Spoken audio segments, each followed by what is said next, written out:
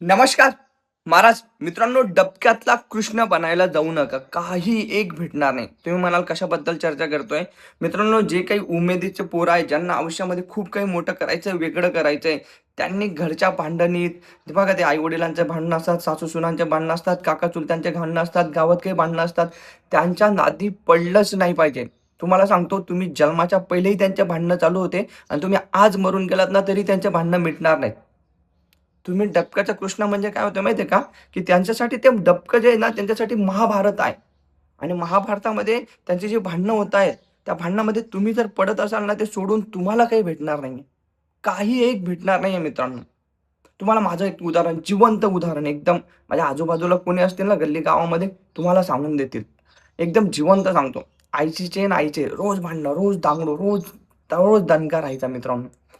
त्याच्यामुळे काय व्हायचं बालवय होतं तेव्हा. त्याचा परिणाम खूप व्हायचा. एका दिवशी एक रिअल घटना मित्रांनो, माझा फिजिक्सचा पेपर होता 12वी सायन्सचा. तर त्या दिवशी भांडणं होते. त्या दिवशी मी पाहिलं, मी तिथून उठला, गच्चीवर गेला, अभ्यास केला. पण विचार करा मित्रांनो, मी त्या गच्चीवर जाऊन अभ्यास करून पास झालो मी.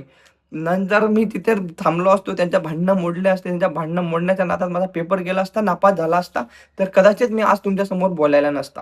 आणि मी हे बोलतो काय महाराज, मी त्याच्यातून सगळ्यातून गेल्यानंतर तुमच्या समोर बोलतोय. कारण की ह्या फेजमधून बरेचसे लोकं जातात. मग मित्रांनो, याच्यावर करायचं काय? तुम्हाला माहिती आहे की घरात भांडणं झाली की आपल्याला त्रास होतो.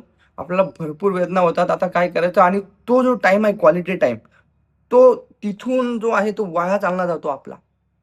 आज माझा जर समजा मी तिथे घुसलो असतो ना, तर ते 12वी सायन्सचा तो पेपर राहून गेला असता आणि कदाचित मी इथे बोलायला नसतो. हे सगळ्यात महत्त्वाचं आहे. आज जर मला जर तिथे विचारलं ना, किती 8 वर्षानंतरची गोष्ट आहे ती, की भांडणाचं कारण काय होतं? माझ्याकडे काहीच नाहीये आणि ते त्यांना विचारलं तर त्यांनाही सांगता येणार नाही. पण नापास झालो असतो तर मला आयुष्यभर तो त्रास झाला असता.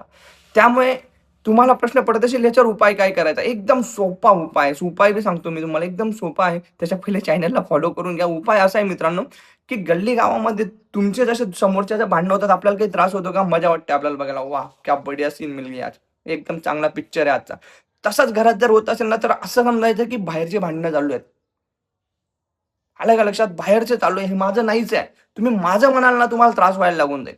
ज्या दिवशी तुम्ही बाहेरचं म्हणाल, हे बाहेरचं आहे, तेव्हा तुम्हाला तो त्रास कमी होईल. मग त्याच्यामुळे काय होईल, तुम्हाला त्याच्यातून बाहेर निघायला होईल. तो जर डबका आहे ना, त्याच्या नादात लागू नका जर मोठं करायचं असेल.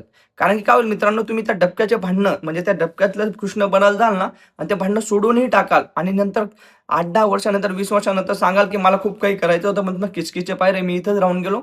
तर ते तुम्हाला असं उत्तर देतील, की आमच्यात तुला पडायला कोणी लावलं? आणि तेव्हा तुमच्याकडे काहीच राहणार नाही महाराज. त्यामुळे सांगतोय, तो काळ निघून जातो. आज मी त्यांची मजा घेऊन टाकतो.